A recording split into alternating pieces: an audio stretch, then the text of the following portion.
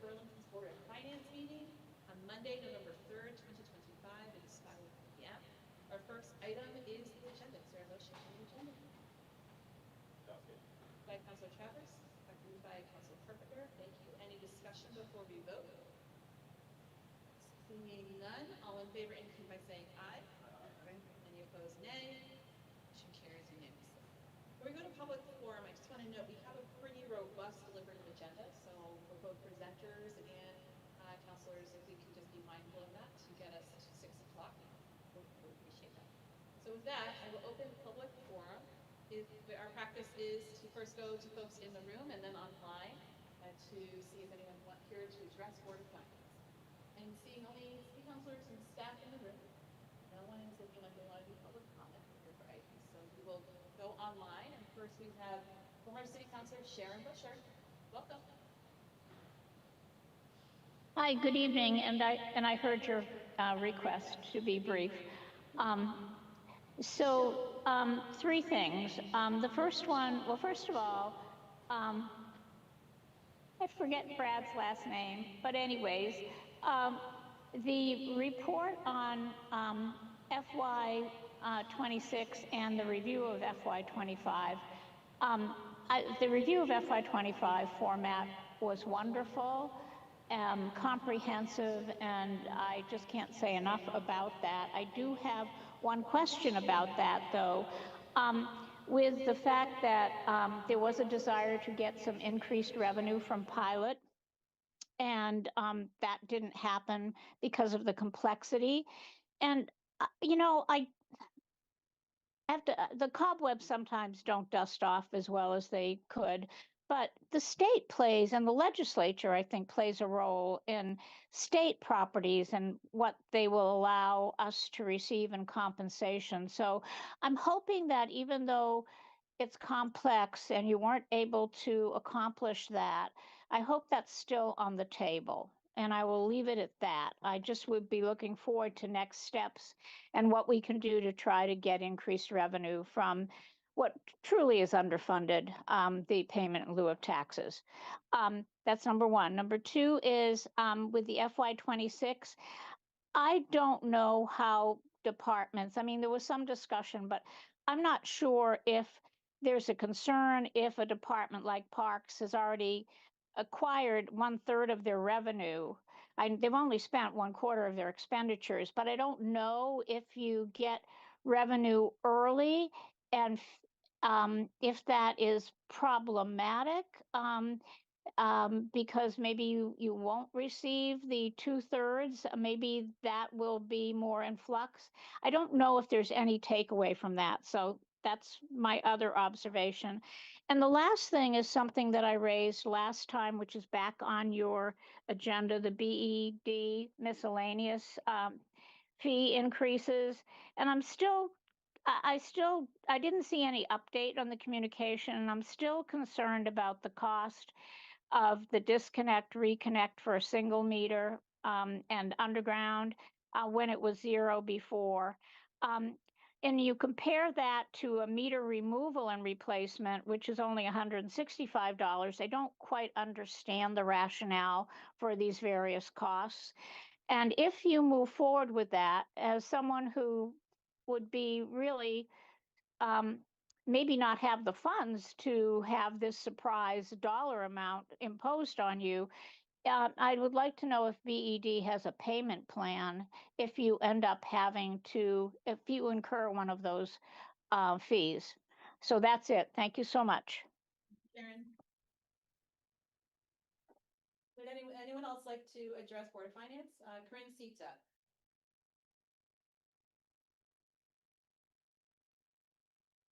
Go ahead, Corinne.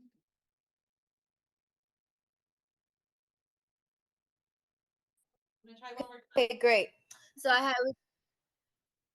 can I be heard? Yep, I was just making sure you could hear us, that it was your time. I can be heard, right?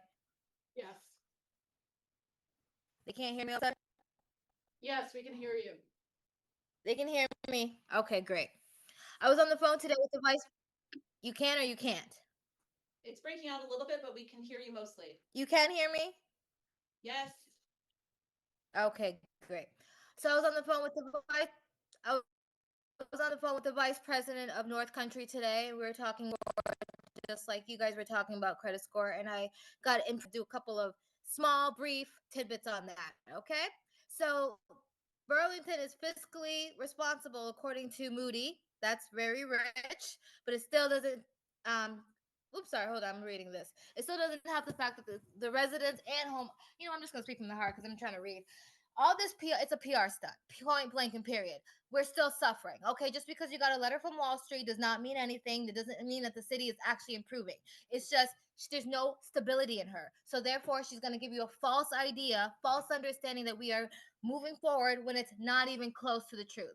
So once again, I told you I'm going to be on that. Once again, never going to stop. Even though I'm busy right now, I'm still going to be on it.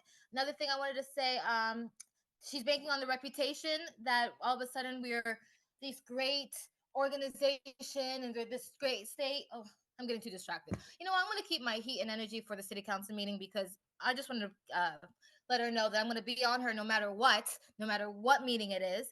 And this whole Moody thing it's a PR stunt and nobody's impressed and you need to work harder. Goodbye.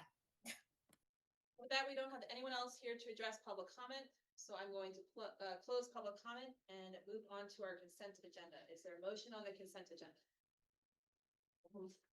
Moved by Councilor Carpenter, second by Councilor Barlow. Thank you. Any further discussion on the consent agenda before we vote? Seeing none, all in favor indicate by saying aye. Aye. Any opposed, nay. Motion carries unanimously. Thank you. Moving on to our deliberative agenda item. Item 4.1 is related to our harbor, our Burlington Harbor Marina. We have our parks team here. This is related to a dredging maintenance project and permanent contracting through our BPRW department. So thank you, Sophie and John, for being here. I'll hand it over to you for a brief overview. Reminder, we are short on time tonight, so folks can point. I would really appreciate it. Sure. Thank you. So thanks for having us tonight. It's a request essentially to procure the dredging contractor in an alternative method than what's in the new procurement policy. This project has been lingering for 2 years for various reasons that are outlined in the memo. And with the summer that we had that was very dry, there were several issues at the waterfront and specifically in our harbors. It makes operating our marinas very challenging. So essentially we're asking to let out the procurement through RFPQ, specifically so that we can also put some weight on the schedule for the work to occur. As we know, any work in the lake is weather dependent, heavily weather dependent, and we also have permitting limitations where we can't do the work between April 15th and July 15th, with it essentially goes into our marina season. So hopefully we can get this work done this fall, if not next fall. That's the case. So by letting it out in this way, we can explore the teams with some weight on schedule, as I mentioned. And also the request is also to contract with a construction company within our budget if we get a proposal that's obviously meets all the standards that time frame. So wouldn't have to come back if they are able to do the work this season. It would speed up that possibility. That was great. Questions or comments from the board? Councilor Barlow? And thank you for the memo. I was a little unclear, maybe, and I read it a couple times about the phasing of the phase 1, phase 2. Could you talk a little bit about that, specifically under what circumstances we wouldn't do phase 2? So we would need to do phase 2 at some point, but the cost is essentially the reason why we would do phase 1 and phase 2. Phase 1, our theme right now is let's just get it out of the water. And we've been working with DPW on identifying locations within the city that this sediment could be reused. It's been thoroughly tested. Department of Environmental Conservation has been consulted. We are continuing to consult them on various options, but being able to potentially stockpile it for a short amount of time to bring it to a location within the city versus trucking it out of town at the cost, it's a much higher cost to the city, is where we're hoping to land essentially. So we would stage the sediment somewhere Yes, probably near the waterfront. potentially at Perkins Pier, that's one of the locations for the dredging. The other is at the College Street outfall, which wouldn't have a location there, but potentially trucking it to Perkins for that temporary. Okay, thank you. Any other questions or comments? Would everyone like to make a motion? So Carlo, I would move to approve and recommend that the city council authorize BPRW to use the request for price quotation RFPQ procedure as recommended by the city's attorney's office to obtain proposals from qualified and responsible bids for the Burlington Harbor dredging project, and to approve and recommend that the city council authorize Sophie Salve, interim Parks and Recreation and Waterfronts co-director, to award and execute a contract and any related documents needed to carry out the project, subject to the review and approval of the city attorney, and with selected vendor for the amount not to exceed $625,000 for one or both phases of the project. thank you, Council Barlow. Is there a second? Seconded by Councilor Carpenter. Any further discussion before we vote? Seeing none, all in favor indicate by saying aye. Aye. Any opposed, nay? Motion carries unanimously. Thank you very much. Thank you. Appreciate your remedy. Move through. Our next item is related to item 4.2, an authorization to sign a cooperation agreement with the Howard Center. And that is for my team, Chief of Staff Aaron Jacobson. You're on a time. Okay. So, thank you. I will be concise, Mayor. We are respectfully requesting the board's approval of the cooperation agreement between the city of Burlington and the Howard Center Street Outreach Team. This agreement follows the approval of the FY '26 budget, which included $249,000 in our regional programs line item for the Howard Center to fund its street outreach program. The street outreach team has long been a critical component of the city's health and safety response network. And that program has been underfunded for the past several years, as Howard Center as a whole has. Meaning that Howard Center came to us at about this time last year, letting us know that if they could not increase their contributions for the street outreach team, that they would either have to greatly reduce staffing or maybe even close the program down. So that fact, and then also combined with the work of our senior advisor on safety, Ingrid Jonas, in conjunction with others such as BPD staff, informed our decision to significantly increase Howard's funding from the $77,000 we've contributed in recent years to the $249,000 this year, which allowed the street outreach program to maintain its much needed service to the city. In so agreeing to increase funding, we also decided at the mayor's request that we memorialize the roles and responsibilities in the agreement that is posted on the Board of Finance agenda. Happy to answer any questions. Thank you, Aaron. Questions or comments from the board?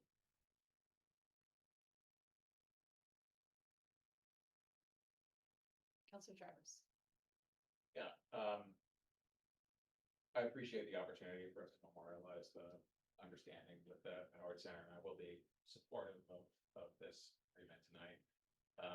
I think I've raised this in the past, though, during the budgeting process. I'll raise it again this evening, which, the street outreach team does critical work and has been an amazing partner for the city. I do have some concern that we are nearly quadrupling our contribution to the street outreach team. Yes, I know to maintain services, but to, as I understand it, maintain level services. That we are nearly quadrupling our contribution to the Howard Center, yet not receiving additional services in return. I would be interested as we move forward here to understand with the Howard Center how we could, if we're going to rely on them to provide this work for our city, expand the relationship even further, because I think that we know there's an ongoing need. I think that if there are other resources here locally that were to step away from this work, that there will be even more of a need for the street outreach team and our other community partners to step in there. So it's an expressed concern that even with this, that there's still potentially going to be a gap in our community's needs. A concern that in quadrupling our contribution, that we're not getting more service than we have in the past, and a desire to figure out moving forward, you know, what the cost will be to expand the service beyond what we've depended on historically. So we can certainly talk about that with HowardCenter. I will say that HowardCenter's operational costs have increased. The increases of their operational costs have far outpaced the contributions from the state and other funders. So they've had to make very difficult decisions about programmatic cuts. And which is again, why the city decided to step up and try to remedy some of that. But certainly financially, the city is not going to be able to turn around HowardCenter's challenges. And it was critical to us that we at least know that we are funding a HowardCenter street outreach team that is maintained at a level that needs to be, with the additional aspects that you see in the agreement around data sharing and around clear roles and responsibilities, so that we can ensure that we are in fact employing evidence-based approaches to our safety challenges. I'm going to just also add that when the street outreach program began, really 20 plus years ago, there was one person on staff for street outreach at the time for many years. And when I was on council in 2009, we were giving about $75,000. And they've now, that since the last easily 10 years, they've added now 5 total folks in this. So I think part of this is a historic perspective around the city's contribution being really flat for many, many years. And our investment last year was not only a stabilizing strategy, but also a accounting for many years of not necessarily adjusting the city's support and writing that in many different ways. And it's a very important partnership with our designated agency. And I agree, Councilor Travers, that looking at thoughtful expansion around gaps and understanding what that is. And as Erin mentioned, Ingrid provided a lot of that to inform the next fiscal year budget discussions. And we'll be bringing some of that forward as we talk about our community health in general and our alternative response that we're really trying to invest in here in the city. So more to come soon on that. Other questions or comments on this item? Yes, Councilor Barlow. Yes, I'm just curious about the timing. We approved this in June, and we budgeted for it in June. We just approved this agreement now. Is it because of the way their fiscal year went? It was primarily just the fact that we never had an agreement with HowardCenter, and so we were starting from scratch. And we also made it a fairly robust agreement with data sharing, and you'll see in the addenda, there's a whole list of items that they need to be reporting back to us. And then it was just a matter of doing the back and forth with HowardCenter, and everyone doing that negotiation, and it just took time. Now we have the template, so I don't anticipate there being that kind of delay in any future years. Glad we have the data sharing, because I Yeah, thought it was same. intention. Thank you, Councilor. Any final comments? I just says that I've said it before, it's interesting in this agreement, it specifically calls out how Howard is overseen regionally by the Department of Health. And I just want to observe that this is still a regional problem. You know, if we weren't serving these folks on our streets, they'd be on other people's streets. And I know you all know that, but I just think we need to continue to make that point of view that this is not Burlington Street problem. It's a problem that needs to be addressed by the designated agency, which is overseen by the state. Councilor. Are you ready for a motion?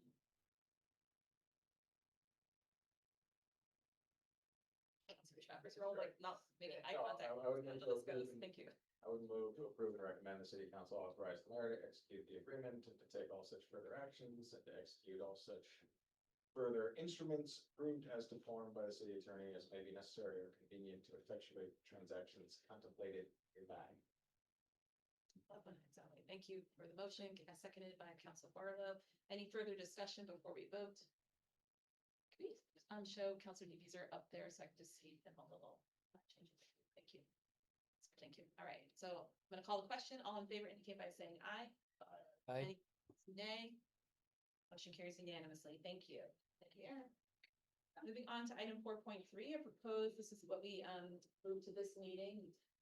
I forgot our motion language, but anyways, we moved it to this meeting. We delayed action on this from last time.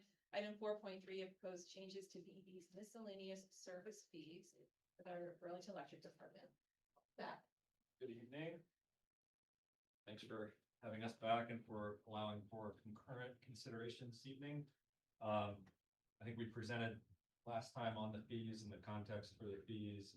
Glad to answer questions. I know we've had ability to connect with some counselors about concerns. Happy to provide any additional information there might be useful. Yeah. Further discussion on this item. Councilor Parker. I'd ask the general manager just a question about the fee that, Councilor Busher brought up. And your response is in part that the Public Service Board doesn't want you to effectively spread those costs. Is that doesn't want you hard, or is that, I just, how hard fast is that? My understanding of it is if we can discreetly identify a cost that is associated with a particular customer, as opposed to something that should be socialized in rates, then we're supposed to put it in the miscellaneous fees. And we actually, as a procedural history, we had brought these here and they had been approved and we had brought them to the PUC. And then we withdrew them to bring them back to correct for a couple of issues and also to update for the fiscal 26 numbers. So the PUC has seen this proposal already and hadn't acted on it yet, but I think we might get questions if we were to change it substantively from there. How can we change it over time? I mean, if it becomes an impediment for electrification of homes and certain activities, how do you go about? I think there are a couple pieces there. The first is that we continue to have the strongest incentives in the state for electrification, for EVs, for heat pumps, because we're both a distribution utility and an efficiency utility, and the legislature has given us the ability to use some of our efficiency funds to support emission reduction projects. We're going to seek this session extension of that program that lets us use the efficiency funds in more innovative ways. And if we're granted that, we will propose for the coming year, and that would be 2027 at that point, because this will be the 26th legislative session. We'll propose an idea around how we can help income qualified customers with electric panel upgrades to serve electrification. For some customers who might be doing solar or heat pumps or other things, this additional fee may not be an impediment, and it's only going to be impacting where they have to upgrade the panel for a heat pump. You know, a lot of customers may already have the adequate amperage that they need, but for some customers, if the upgrade is the impediment, then for income qualified customers in particular, we'd like to support them. We don't have a means currently through our programs, but if we're able to get that extension, we can propose a new program, and we'd like to do that. Just one other comment I've heard. There's been some tension in Burlington about what triggers a new panel, and Yes. I'm hoping there's some number of people in the field who feel that our standards are perhaps more rigid than other communities. So we've definitely discussed that a little bit with Bill at the permitting and inspection department. And I believe his understanding is we do follow the code. And so we only would seek an upgrade requirement if the code required it. And there's certain safety margins that are built into panel amperage requirements. And I've heard anecdotally some of the same types of things that you may have heard. But we talked with Bill and he maintained that they're looking mainly at the code for the guidance. And so as long as we're following the code, I think we're within the right boundary there. And if there were instances where we were asking people to do something that was outside of what the code required, I would encourage those folks, whether they were electricians or customers, to reach out directly to the permitting office. Thanks. This is, my sense is sometimes interpretation. How much amperage do you use at any singular time? That's right. Yeah, that's part of the calculation that should be done. That's right. Councilor, other final questions or comments for a motion? Councilor Travers. Yeah. So I appreciate the opportunity to connect with you, Darren, as well as code enforcement director board, with respect to some of the concerns that Councilor Carpenter was just speaking to there. I understand that the fees have been proposed to be of some benefit to many Burlingtonians, particularly folks in our renter community. Historically have been oftentimes the ones responsible for shifting service over to them as they move into a new apartment. You also heard me at the last meeting, though, raise some concerns, particularly around our drive towards electrification and the need for increased panels, the fee associated with that currently being zero.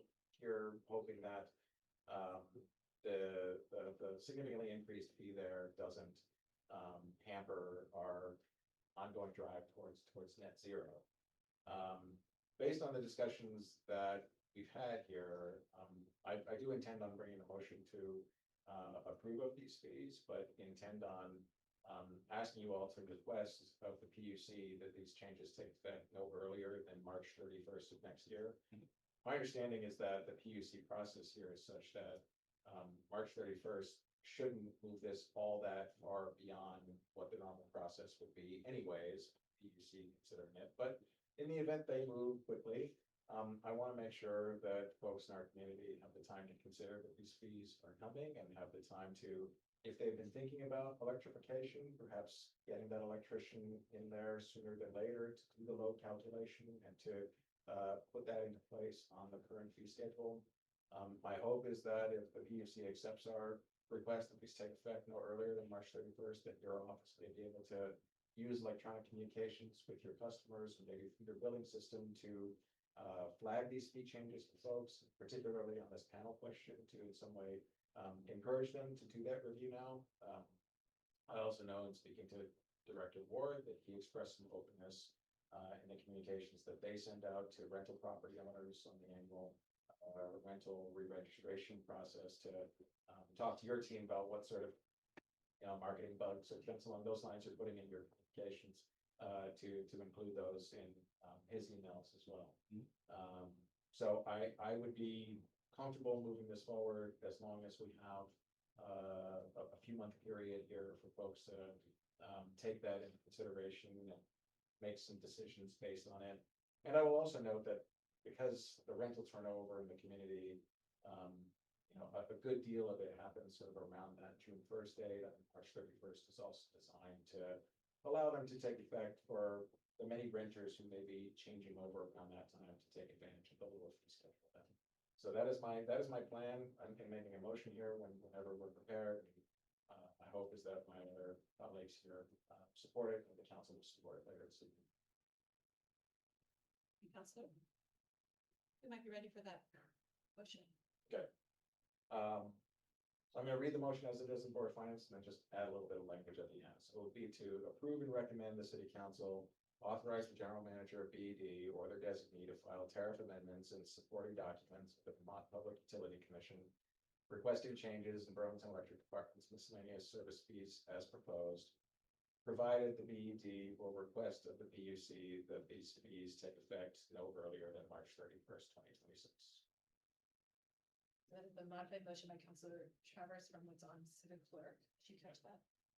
Provided BED requests the PUC have them take effect no earlier than March 31st. Yes. Great. Of course. 2026. Yeah. Okay. Everyone understand the motion, Councilor Barlow? Okay, Councilor Barlow seconds. Any questions or clarity on the motion on the floor? Any discussion on the matter? Okay, I'm going to call the question. All in favor indicate by saying aye. Aye. Any opposed, nay? Motion carries unanimously. Thank you. Thank you, team. See you upstairs. All right. All right, so the last three items we have under deliberative are yes, all of them are, and I tried to time it so we could spend about 10 minutes on each, depending on how we go. So our first item is 4.4, a gross receipts information communication from DFA based on a breakdown in terms of the wards of the city and the districts of the city. And so we are gonna start. Okay, yes. Yes, this was based on a request from the board to look at the gross receipts data geographically. And so you can see that, and I'll just give a very high level overview and thank Director Alnaswari for coming from CETO as well. We looked at gross receipts from FY '24 through the data that we had at the end of August FY '26. And we have 247 unique businesses paying gross receipts. There are 21 fewer gross receipts paying businesses than there were in FY '24. 14 of them come from the central district, 3 from the district in the south, and 6 are located in multiple districts. In a bit of good news, both districts in the east and north added a business. We never have perfect data, so these numbers do not capture any businesses that have opened since August or businesses that change from restaurant to retail.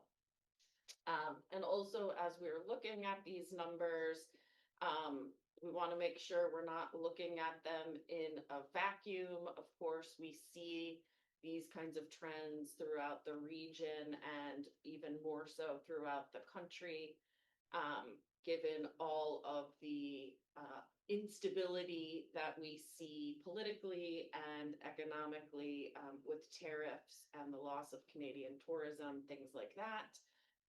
CETO is planning a comprehensive economic development strategy. And of course, we know in the meantime, they are working with individual businesses. So that is all for my intro, and I am happy to answer questions, and I know Director Alnaswari is as well. Thank you to both of you for preparing this and providing a memo explanation as well to a spreadsheet that provides the hardcore numbers, I guess, hard numbers. Questions or discussion by the board? I'll also just say a big thanks to Tracy Isham and Jason Gao in DFA. Unfortunately, this information isn't as easy to pull as we would like currently. We are in the midst of getting new software, so starting the beginning of calendar year 2026, this is something we should be able to provide to you on a regular basis, but in the meantime, it takes a lot of work, so shout out to both of them. Thank you, Catherine, and thanks to the DFA team. Councilor Barlow? Yeah, and thank you again for breaking it down geographically. I do think it is sort of informative to look at the data this way, and we see that, you know, the central business district, and this, our central business district is the one that is most in decline, I guess, or has underperformed. And I'm wondering from that whether or not, I have a couple of questions. I guess the first one was not necessarily on the performance here, but like a question that I think I've asked before around compliance and whether or not we think that are we pretty confident everybody who should be paying gross receipts is reporting? No, we know that they are not, and we have, we don't have the strongest enforcement mechanisms. So we know who's not paying and how much they owe. So we know if there are businesses who aren't remitting their taxes, and if they weren't, they would show up in these, the less than we projected, because we would project that they would in fact pay. Yes, if they were an existing business, Existing business. yes, that's right. Okay. So that's still a point of clarity, I guess, with new software perhaps. Would we, I guess we still have the enforcement, which is essentially the city attorney's office is the one who Yes, enforces. they work with the DFA on enforcement, and we send out letters together, essentially. Yeah, and what is our, not to belabor this, but what is our, you know, what do we do if they're not, what do we have like with property taxes? We can put a lien on their, can we put a lien on their business, or how do we collect this? We That is a great question, and perhaps another meeting, we'll have Assistant City Attorney Ramakrishnan come, but in theory, myself as the CAO can go to a business and audit their books. That is where things ultimately go if they don't pay. And my second question, I guess, was this, it shows that our central district is the least, the worst performing, and I'm wondering if, it sounds like we're coming up with a comprehensive business development strategy for the city, which would probably maybe focus on the worst performing areas most intensely, I guess. But also, I'm wondering, I know that the council had asked about well, supports for businesses, direct supports for businesses who've been impacted, who may have sales that are down because, which would also translate to lower gross receipts revenue. And I'm wondering if there's any updates on that. I know that that's coming in a future meeting still, maybe. It's coming to executive session in an hour. Oh, excellent. Yeah. Well, then I'll wait for them to ask more questions. Less than an hour. And if I may, Less than an hour. less than an hour. I know you're seeing the highest loss in the central business district. That's because we also have the highest concentration of businesses there. So naturally, the attrition you're gonna see there first, not to discount the other impacts that they are managing that have caused some of these closures. In addition, I just wanted to highlight what CAO Shad said, which is you're not seeing businesses that were added. And you're also not seeing businesses that may have flipped to retail. And don't pay gross receipts, but are still a thriving business. Thank you. Okay, thank you. That's all. I know we have limited time for this. Actually, sharing the time. Councilmember, did you have a question? I just, back on the enforcement, you talked about city attorney, what is the, I mean, it's just a tax meet, what is the ultimate enforcement of not paying? I think that is a question that we should revisit because I'm not sure there is I think that is a question that this board deserves a legal answer to. I'm not gonna put the city attorney on the spot because Thank you. we work with Eric on Yes, this. Eric is the letter writer from our office. Okay. And can speak, probably if he was here, could speak off the Yes. cuff about it, but I would need to have talked about this with him and Govern prior to tonight's meeting, so I apologize, but I cannot chime in. But it's an important topic, so I think we could either have him write a memo. We have Jean over there as a phone a friend. We can talk about this later because I prosecute. Great, and so either you could expect this to be on the agenda or a simple follow-up in a memo. I apologize for springing it. No, it's okay. I also think It's it a good might question. warrant maybe an executive session because it'd be legal Yes. strategy and I wouldn't Yeah. want this broadcast, because we do have folks who are not, entities that are not paying, and we wouldn't want to reveal our legal strategies unduly or untimely. Okay, so we're about at time on this item. Are there any other questions on this? This is an information only item. We're gonna come back and talk a little bit more about enforcement, but anything else or just questions to flag for future conversation? Okay, seeing none, we will move on. Thank you very much for again the preparation to both department heads and teams for preparing this. And we will move on now to item 4.5, which is regarding our fiscal year 26 general fund. It is a budget be actual, and Bradley is joining us online tonight. Thank you for joining us, Brad. And this is regarding our Q1 budget to actual summary prepared by the Department of Finance and Administration. So Brad, I'm going to hand it over to you. Oh, cannot Can't hear you, Brad, sorry.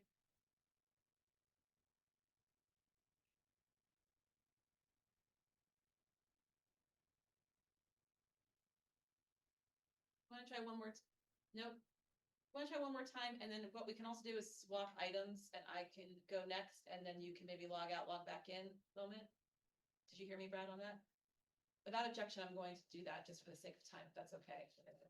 Pause on item 4.5 and go to item 4.6. which is a new item for the city from what we can tell, which is regarding a budget results memo from my office in collaboration with the Department of Finance Administration regarding fiscal year 25. We're going to talk about all the budgets, which is not confusing at all. And there is a full memo that I want to bring the attention of the public to where you can read in detail. When I became mayor, it was very helpful to read. Mayors have traditionally produced a memo in the beginning of a fiscal year to explain the assumptions, how they built the budget, the goals for the year upcoming, hopes for the year upcoming around how the budget would perform, ways to add new revenue if necessary, if there was a new project or something to sustain. And it was interesting as a new mayor because there wasn't a checkout memo necessarily. A how did it really go? What was the actual outcomes? What did we learn? Lessons learned, for example. So I'm hoping this becomes a new standard practice in this administration, at least, to give that checkout budget results memo. And so this is offered in service to documenting the outcomes of the fiscal year 25 budget and ensuring that we continue to try to make sure we're being as transparent as possible, consistent, and then accountable to closing out the assumptions we made a year prior on how we built this budget. I want to remind folks that for our fiscal process, that we won't have the audited results of fiscal year 25 until January or very early 2026. So this is really built on fairly accurate but not final audited assumptions and what we were able to close out last budget year, which ended on June 30th of this year. So very quick recap, as folks would remember when we started building the fiscal year 25 budget, we started with a $14.2 million budget gap. That was because of a number of issues, the drying up of one-time funds, largely ARPA money. We also had some unsustainable use of city funds to stand up programs that were one-time dollars that was not something we could continue to sustain unless we were going to just have it backfilled by the general fund. We also had some notable issues continuing to put pressures on our budget. We had continued rising personnel costs due to the union contracts that we bargained in good faith that were growing COLAs for our unionized employees. The operational costs of running a city continue to grow due to cost of living and just inflation in general. Our healthcare costs continue to be quite a burden on the city. And while we want to continue to maintain really high quality benefits for our employees, we are continuing to be, frankly, crushed a bit by the ongoing costs, which every major employer is, but we certainly feel that here at the city. And then finally, the growth of the size of our city government. As folks will recall, over the last 8, 9 years, we had grown almost 100 FTEs, and the equivalent of across the city. And that is a sizable number of employees to bring on to continue to sustain when we weren't necessarily growing the grand list at a proportional level or other revenue sources that could continue to be sustained beyond grants, for example. So one thing that I'm not going to go great into detail, we make reference to, it was interesting writing this memo because right after we offered you the balanced budget and it was received with unanimous support, which I very much appreciate, a year plus ago, we knew we had to keep working on the budget and the process and improving things pretty immediately. So right in August, we began things like holding a budget summit.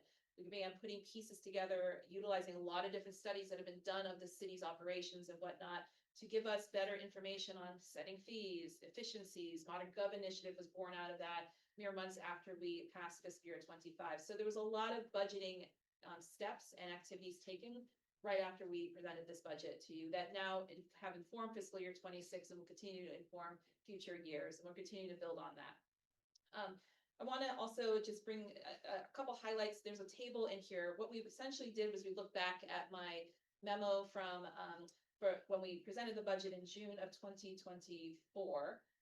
and provided you the outcomes as of June of 2025. And we did it in a sort of, this is what we told you, this is what happened, hopefully in a very straightforward way so people could follow. A couple highlights, especially related to community safety. This budget was a real attempt to invest strategically in community safety when we knew we still had a budget gap again of $14+ million. So at the time, we put in money very purposefully into our police and fire departments. They were largely the only departments that received an increase in resources. There were some assumptions made at the time that we would hire 10 new officers, 5 more community safety officers, and invest $100,000 in recruitment and retention efforts. And as this memo will say, for the sake of documenting, for various reasons, we were only able to hire 5 out of those 10 officer positions. We were able to hire 5 CSOs. We spent just under $100,000 on recruitment and retention strategies. Similarly to our investments in fire, we were able to, but let me skip over BTV Cares. BTV Cares is a response, a mental health, crisis mental health response program that was stood up within the Burlington Police Department, originally from a state grant that was just north of $300,000. This was something that had straddled several fiscal years because we were very slow to stand this up, and due to delays in hiring and staffing not even being brought on until really in the last 6 to 8 months or so, we only spent about $165,000 of that grant. That grant does end in the middle of December of this year. We'll be discussing this more with you in the coming weeks because the state is not continuing to fund this work. And as we talked about the HowardCenter and other alternatives to mental health response, there's an evolution that I think is very natural that we're working through, and we'll be bringing to the council. Not to jump again fiscal years, but that's the update of how we spent that grant, a portion of that grant to 25. To the fire department, we wanted to fully fund, and we did, the CRT Community Response Team effort, which is our alternative response, more nimble response to overdoses and proactive health engagement of folks who are living on the streets and just in our community. We were able to do that largely due to opioid dollars, and we did follow through with that. It's voluntary overtime, so the numbers there reflect that from our firefighters. And again, I appreciate, because it is voluntary, how much firefighters were dedicated to making sure that program was able to be operationalized. Jumping ahead, another new initiative for the community safety piece was our library for the first time asked in that fiscal year to get more support for in-house security at the library to help stabilize a hotspot in our community. And we did invest $5,000 more, but $155,000 to both hire in-house security for the library that was their security, as well as an in-house social worker. And I think that's really helped. All the reports we've heard is that it's really brought the temperature down, stabilized this very important community asset for everyone, and the staff in particular are feeling much more support there. We've talked just recently about gross receipts. Gross receipts is an ongoing challenge here in the city to hit our actual marks, but just for context, we did come in about 6% lower. This will be all, the audited numbers will be final again in a few more weeks. We did come about 6% under on the gross receipts. We had budgeted for about 51.3 million. It came in at 50.8 million. I just give that for context. It's not gobs and gobs of money. It is still notable. And I want to just name what we've talked about before. There are a lot of economic conditions outside the city's control. President Trump was elected in this fiscal year. He started taking political jabs at our northern neighbors. Canadian tourism trends started to drop. Online purchasing is still a real issue. And we do have downtown issues that we're slowly getting under control. And moving in the right direction, but I think we started gaining our footing more towards the end of this fiscal year. So the impacts on gross receipts is what it is, and we are trying to be transparent reporting how we ended that fiscal year. And that is again informing fiscal year 26. The last two pieces I want to just highlight in this, so I can make my 10-minute mark, like make it. I was a bright-eyed mayor, and I thought pilots were easy to negotiate. I just really want to say this very transparently. I thought, oh, there's a lot of people and entities that don't pay taxes to the city, a sizable number. This seems like an easy revenue source. It is by far not an easy revenue source. It is a voluntary arrangement with institutions. And as we learned even with the HowardCenter, it takes months to negotiate such things. And there is no legal leverage to even get many of these exempted property owners to pay a pilot, which is payment in lieu of tax for benefiting from our city services, for which there are many. So I both humbly reflected on that in this last year, and I wanted to document that for future councils and mayors.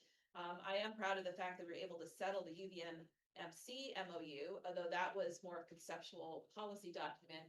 It didn't have a fee associated to it. This takes a lot more work. So we want to be more conservative in our assumptions. We were for fiscal year 26, but thinking that we could get $690,000 in pilots that didn't exist before was just really a newbie mistake, I would say, or a newbie assumption. I want to remind folks we did freeze 18 positions because this happened to be vacant positions at the time to save $1 million. And there's some itemization about where those were. That was helpful for building fiscal year 26 on what were the must-fill positions as we did the harder work in fiscal year 26 that involved RIFs, but there was impacts on departments there. And then finally, I just want to note that our departments did a lot of work to try to make sure that their operating expenses were as trim as possible. And so we did cut, our intention was to cut about $900,000 in operating expenses across several general fund departments. We actually cut about $950,000. And you can see what departments in particular took the real lead on that. And I know that those had significant impacts on the employees in those departments, in some cases, some services. I know that was really hard work, and I just wanted to call that out in great appreciation for the continued work that departments do. And with that, the rest is readable. There's a lot of more pieces that are a little bit more in the weeds, but I'm happy to take any brief questions on that, or you can ask us offline. But again, the real intention here is to make sure that we start to do this. So there is a beginning memo and an end memo for fiscal years, so folks can understand what really worked out and what could we learn from, and perhaps not able to achieve our original intentions in the budget. Any thoughts? Just to follow up, and I know about how our pilots are, but, Council Busher's comment about, as I understand it, some of the state rates are set by the state.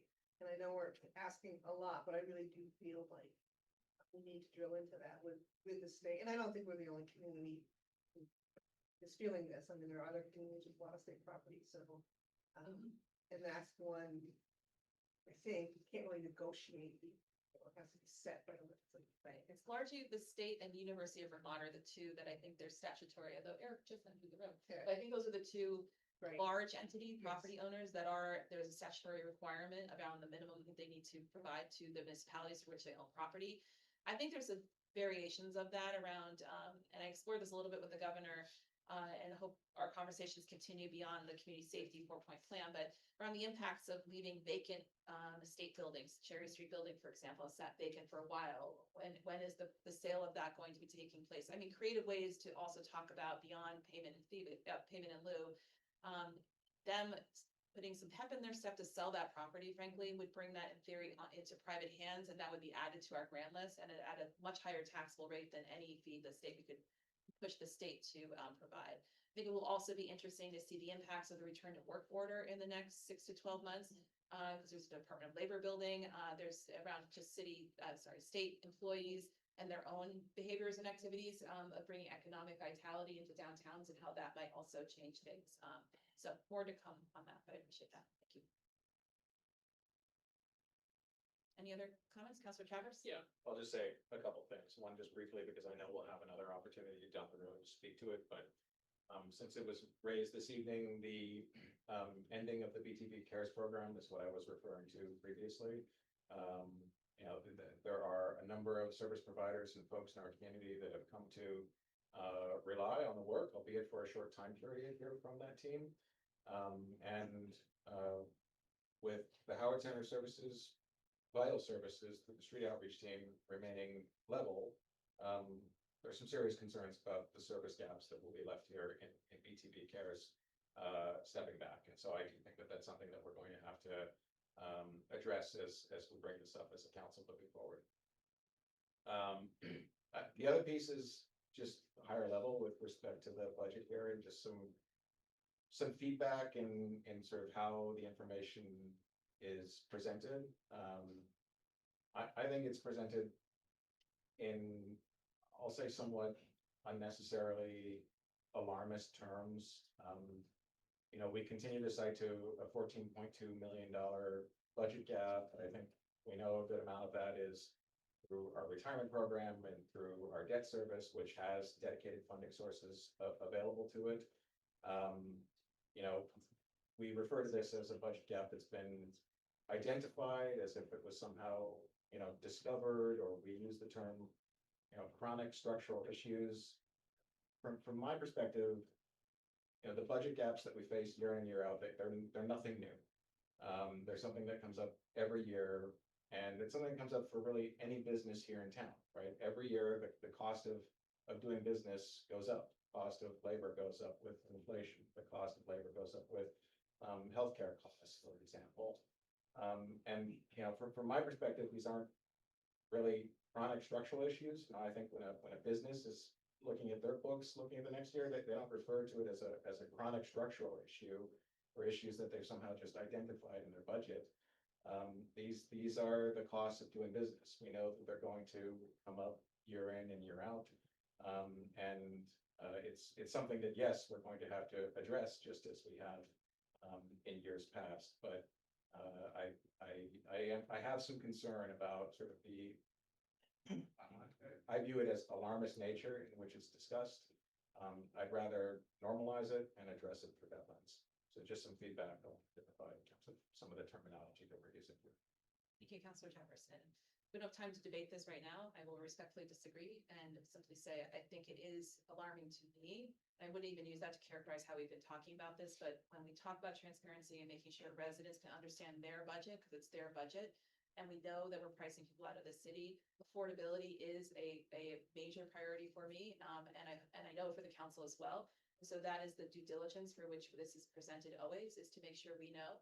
We can't keep going back to the long-term residents and even the folks who are new to our community and expect that we can just continue to push the cost of business off to them without being diligent around what we are putting into our budgets. So I'm sure we will talk about this more. So thank you. All right, with that, I am going to close this item. We can talk about it more because I want to make sure to leave Brad a little bit of time, and we're very much on the end. So Brad, can we hear you now? I believe so. Thank you. Okay, good. Apologies for. Amount of time, but do what you can, please. Thank you. Yeah, so I'll just take a couple of seconds and say that through the first quarter of fiscal 26, our citywide expenditures are tracking about 15.4% of the budget. And our revenues are coming in around 13.8%. This is consistent with historical trends. Former Councilor Sharon Busher made the comment, or the way I heard it was, I think she was looking for this memo template to have more context, and I hear that, and I agree. I was thinking earlier this afternoon about ways in which to do that, so I'm going to try to do that for next time, and also please feel free to offer any comments or feedback on things that you would like to see or that your constituents are interested in. But largely through quarter one, it's business as usual. I don't see any thing really out of the norm, and I'm happy to take any questions you have. Thank you, Brad. Questions from the board?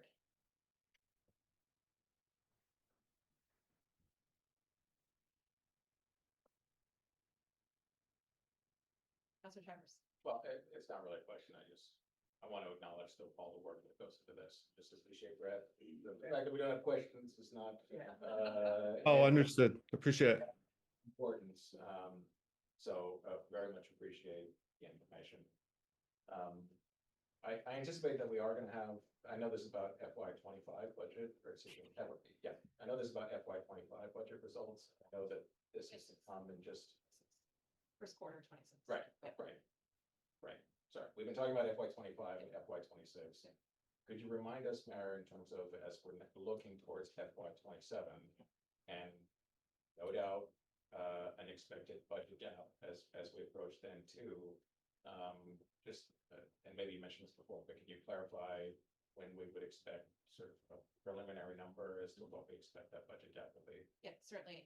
November 17th, Board of Finance, and I'm going to mention that tonight upstairs too, just so folks can plan, especially the rest of the council if they want to tune into that. Yep. Thank you. Yep, of course. Anything else, Councilor I just want to also appreciate work that Brad's done. The fact that we don't have questions. It just is that I'm glad that you're watching and knowing that things are tracking as expected. Very good. Thanks. And we will have another quarter report in a quarter. So we can make sure there's a little bit more time around that. And obviously, if anyone's interested in bringing this back on to an agenda for more discussion in this setting, we're happy to do that. I didn't mean to shorthand you, Brad, or shortcut. Okay, great. Well, friends, with that, look at that. It's actually 6 o'clock. Without any other items on our deliberative agenda, I will go ahead and, without objection, adjourn the Board of Finance at 6 o'clock. Thank you very much.